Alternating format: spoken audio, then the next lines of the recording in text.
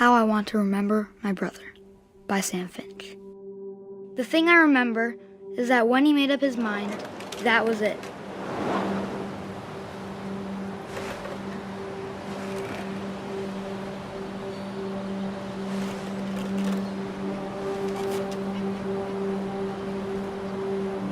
My brother said he'd die before he ate another mushroom, and he did. At Barbara's funeral, we swore we'd never be afraid again, and he wasn't. I think Calvin always wanted to fly. Sam! Calvin! Dinner's ready! Coming! But that day, he finally made up his mind to do it. I told him going around was impossible. Maybe if I hadn't said that. Calvin! I'm not gonna tell you again! Maybe if the wind hadn't picked up. Then maybe he'd still be here. But I doubt it. I think he'd already made up his mind. That's what I want to remember about my brother.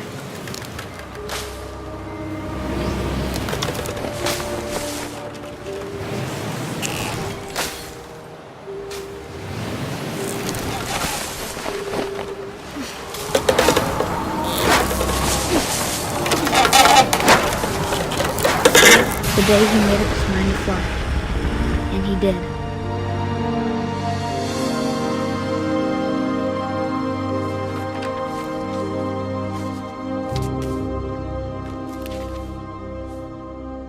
Calvin's story felt strangely familiar.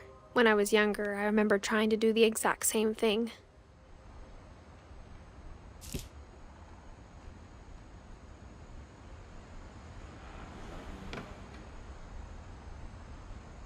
After the funeral, Edie roped off Calvin's half of the room.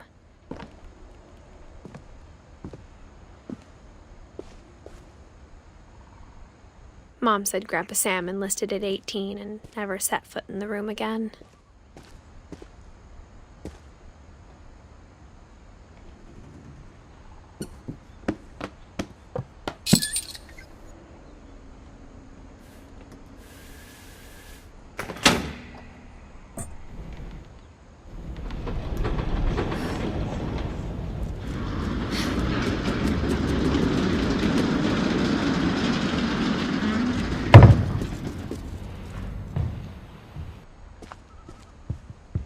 The passages were a pretty tight fit. They'd obviously been built for smaller hands and bellies.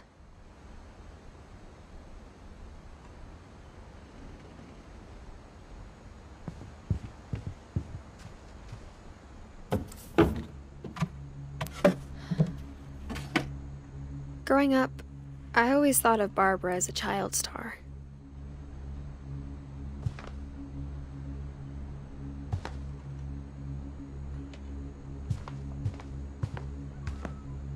I never thought about how hard it must have been for her afterwards.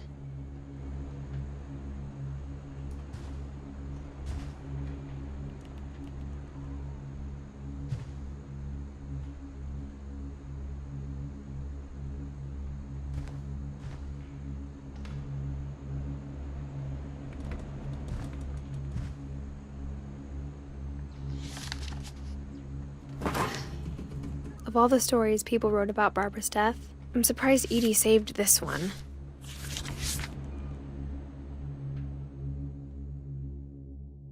Old Jack here with another ghastly tale inspired by America's most unfortunate family. I'm calling it The Surprise Ending of Barbara Finch. As a child star, Barbara was famous for her scream. Now at 16, she was all washed up, a has-been. But in a lucky break, she'd been asked to perform her signature scream at a local convention for monster movie fans. It was just the boost her career needed. Unfortunately, her scream hadn't aged well. Getting better. I think you just need the right motivation. Her biggest fan and current boyfriend, Rick, was about to demonstrate when... Now that was a great scream. It was Barbara's father, Sven. He'd slipped into a table saw and had to be rushed to the emergency room. So Barbara got stuck babysitting her youngest brother, Walter. Her convention comeback was cancelled. Okay, I'm hearing frustration, but I'm not hearing terror. What if I tried... A gang of hoodlums in Halloween masks have been terrorizing Orcas Island tonight. Police are urging residents to... That came from the basement. You're right! Also, I loved your delivery on that. Why is your basement door locked?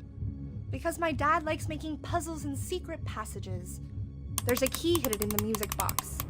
The secret is to keep winding and winding until finally the key pops out.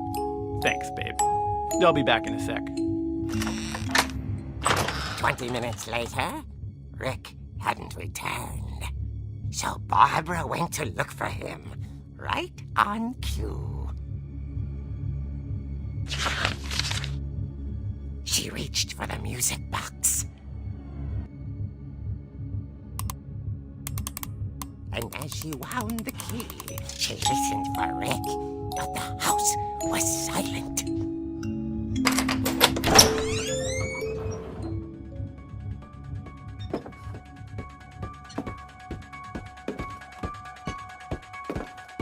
She found Rick's crutch and imagined the worst.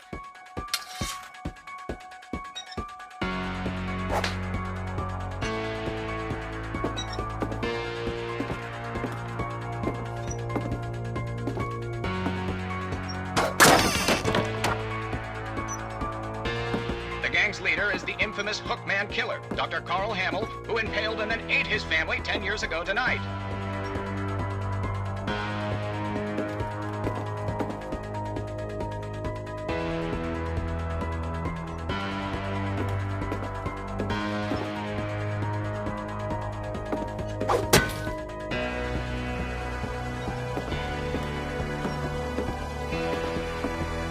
The old fridge rattled and grew still.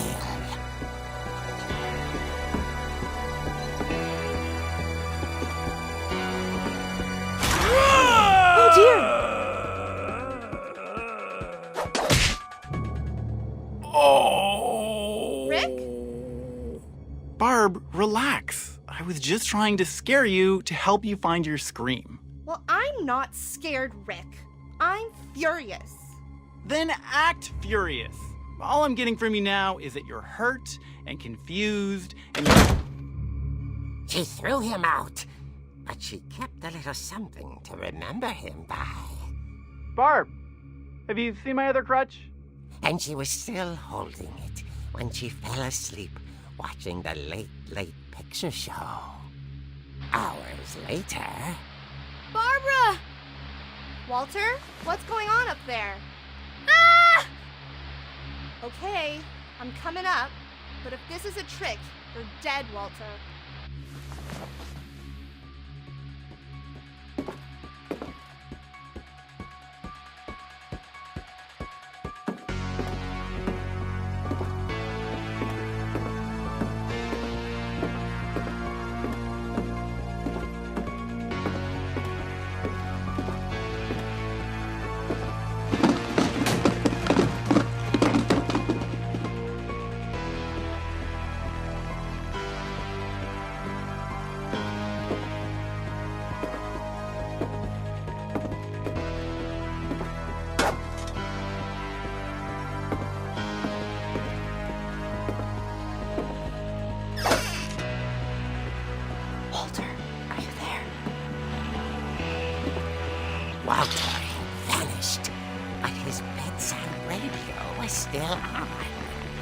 Rikers Island police describe the man as 6 feet tall, with a steel hook for a hand. Residents are urged to lock all doors and windows and notify the police of any suspicious activity. Barbara turned, saw the hook man, and was speechless. He was quite smashing.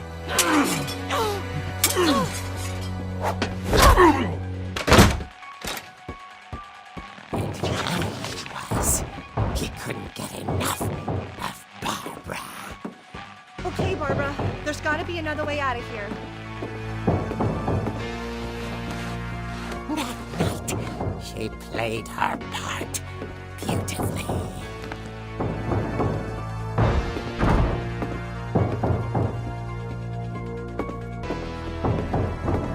She thought about abandoning Walter, but just couldn't do it.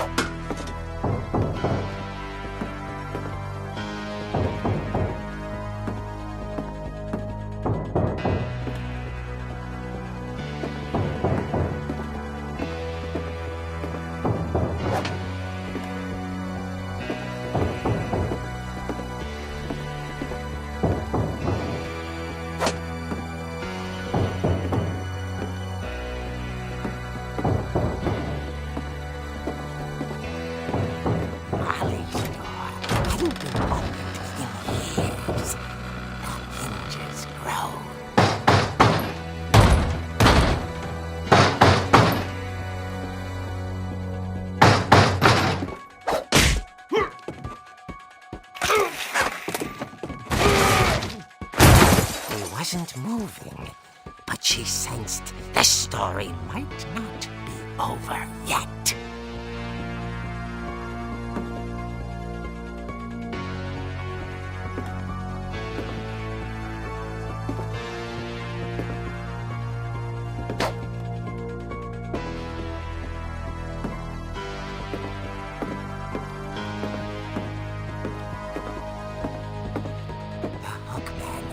Vanished. She listened for his breathing, but all she heard was...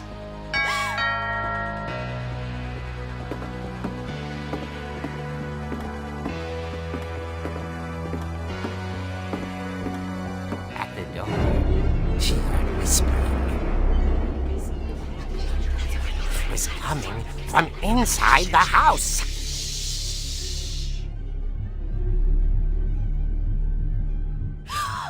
Oh dear. The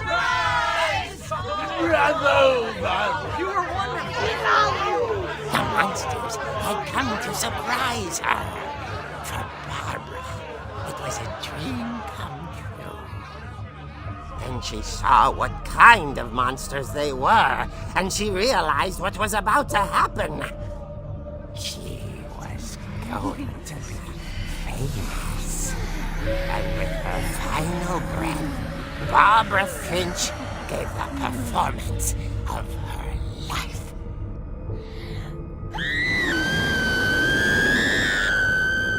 I wasn't there myself, but I hear Barbara was magnificent. Poor girl. She had a taste for stardom. But unfortunately, so did her fans. Of course, the police blamed it all on poor Rick, who disappeared the same night. And little Walter, hiding under his bed the whole time. He took it all pretty hard, but that's another story. As for Barbara, tucked inside the music box is all they ever found of her. Her ear. Now that's what I call a real eerie tale.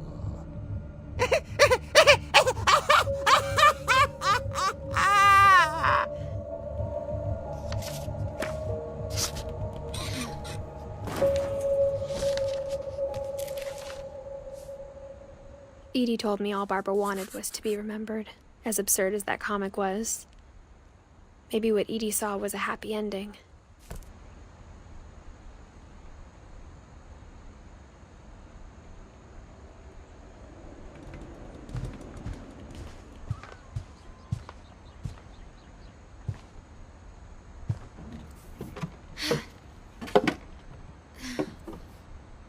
I guess now I know why Mom didn't like me playing with the music box.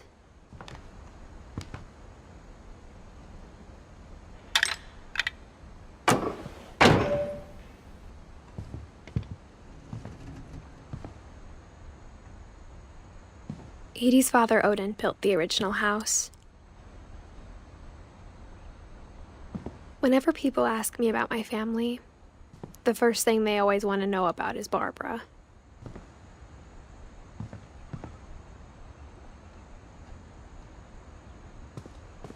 Mom must have locked the third floor stairs on the night we left.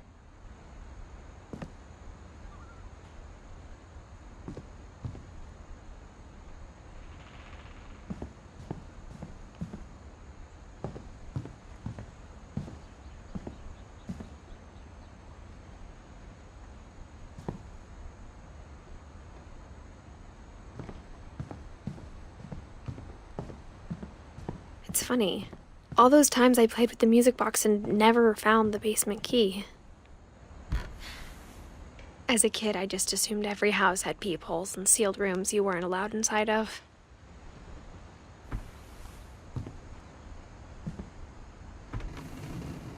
My Grandpa Sam spent 7 years sharing a room with his dead brother, Calvin.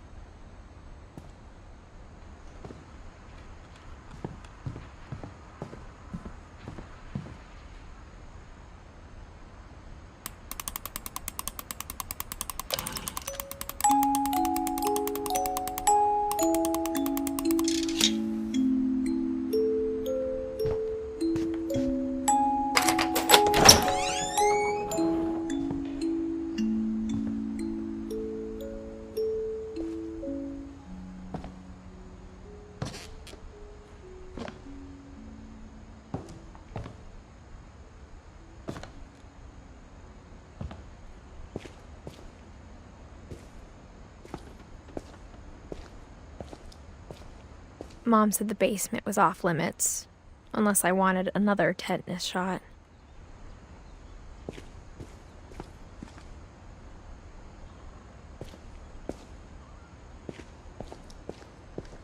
I saw Edie sneak down to the basement once, carrying packages.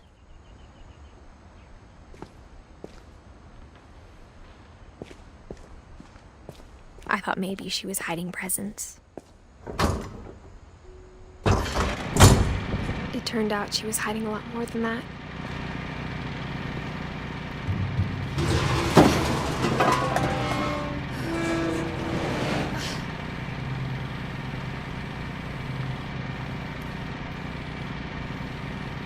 I remember asking Mom once about where Walter had gone.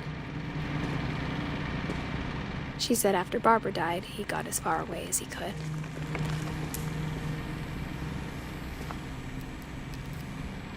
If there's a pattern in all these stories, I think it's that none of us has gotten very far.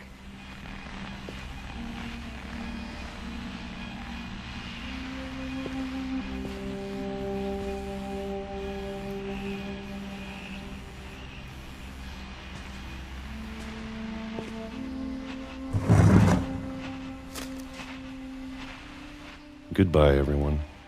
I can't believe I've been down here for 30 years.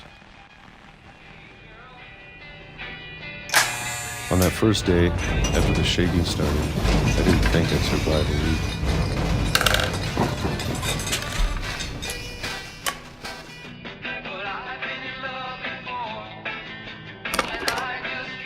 But after a few days, I settled into a routine. That's what kept me sane. Having a schedule, living for today. I always expected to be dead tomorrow. But if you wait long enough, you get used to anything.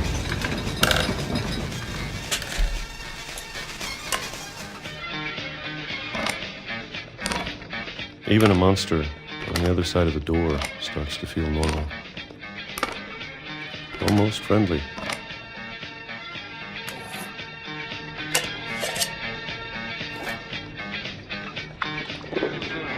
And then one day, everything just stopped.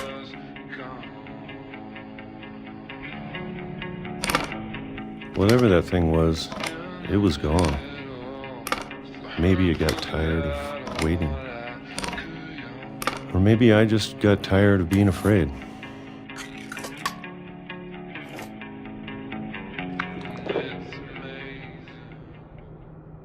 It's been a week now, the longest in 30 years.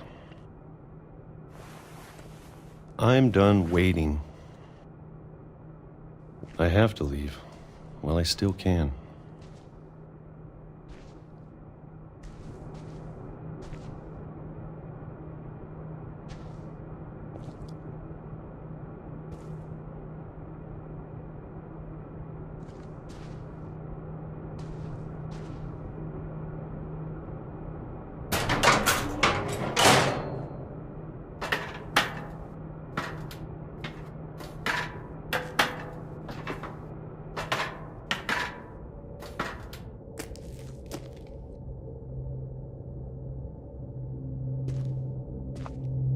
I know it's out there, somewhere.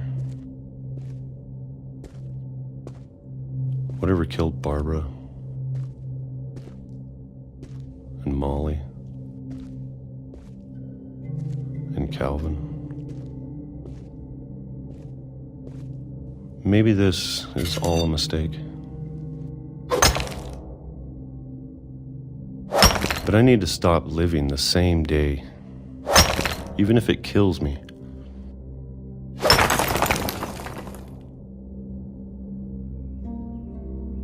Whatever's out there, I want you to know I'm ready for it. I'm going to appreciate all of it, especially the food. I don't mind if I only have a year left, or a month, or a single week. I'd be happy with one more day.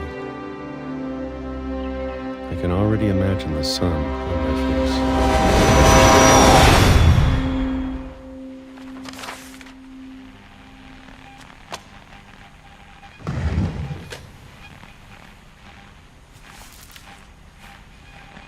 Walter died when I was 6. I can't believe my mom never told me he was down here.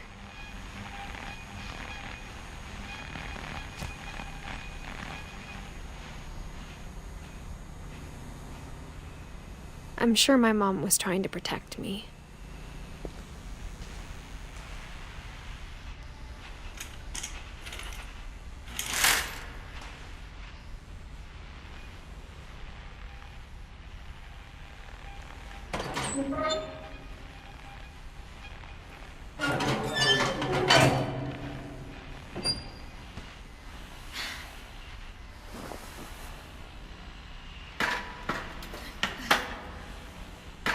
Maybe she was afraid I'd end up like Walter. But if she never told me about an uncle under the house, I can only imagine what else she was hiding. I don't want to make the same mistakes she made.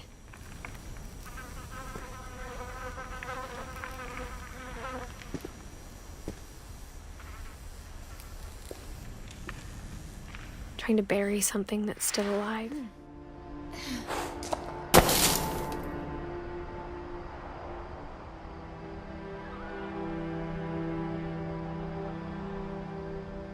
Now that there's only one of us left, or maybe 2, I thought it was time I heard the stories for myself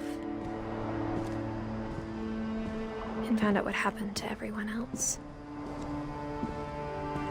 But now I'm worried the stories themselves might be the problem. Maybe we believed so much in a family curse, we made it real.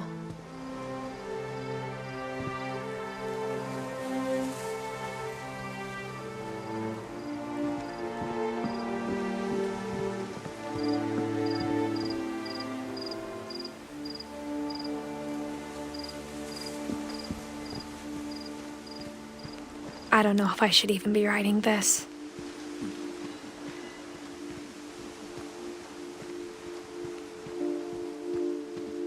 Maybe it'd be better if all this just died with me.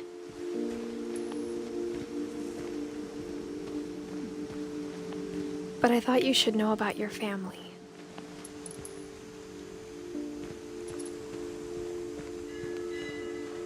And the history you're a part of.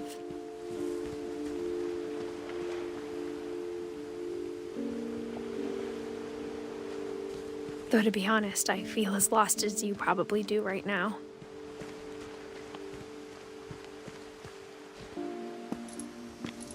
I think the people in these stories believed them, for what that's worth.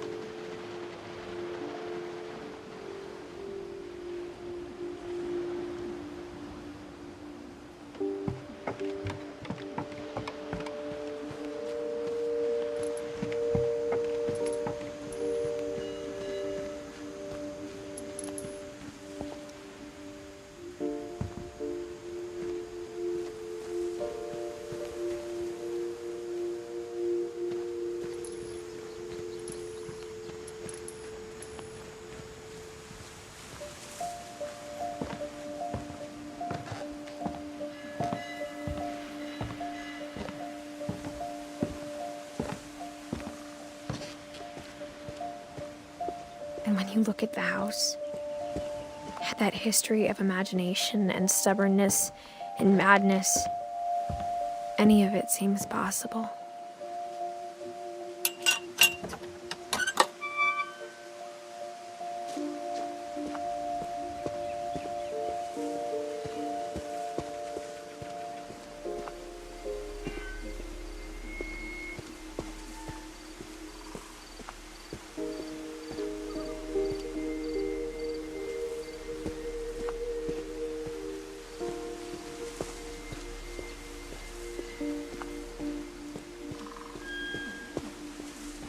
I think we've been surrounded by death for so long, we've just gotten used to it.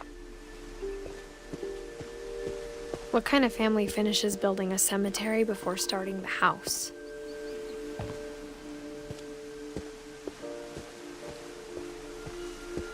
It's embarrassing for me to admit this, but the pet cemetery made me more uncomfortable than the human one. 3 of the gerbils are mine, and 2 had been my fault.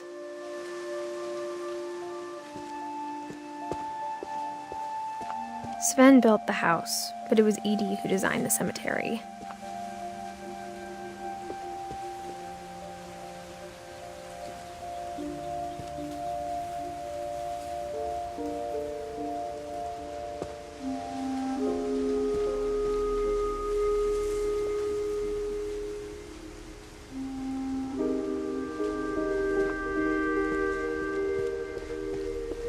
I'm sure Odin's monument had been Edie's idea. My mom was always trying to move on, but for Edie, the past never went away.